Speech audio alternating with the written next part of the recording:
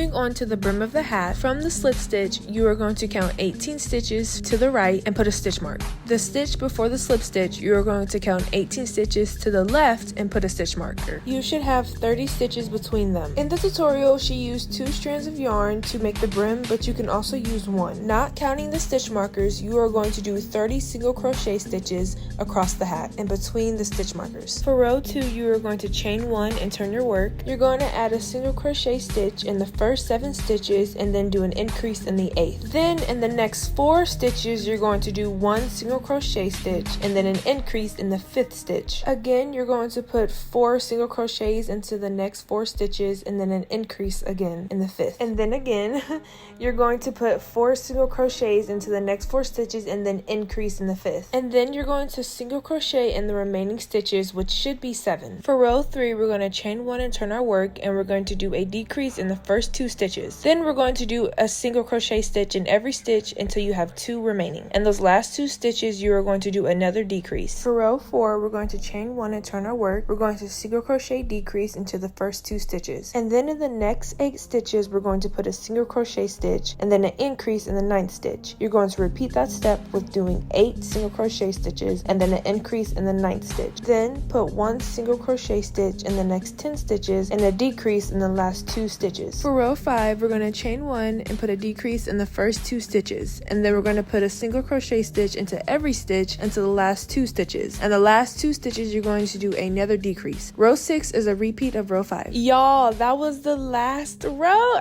But we have one more thing to do. First, you want to cut off the yarn from the brim. We need to do a single crochet stitch around the entire hat, and then you're done. Y'all, the YouTube tutorial was literally an hour and 30 minutes. I cut it down to 7 minutes. The editing has been hell, but here you guys are. Here's the tutorial for anyone who knows how to read written pattern, and I hope you guys enjoy. Bye.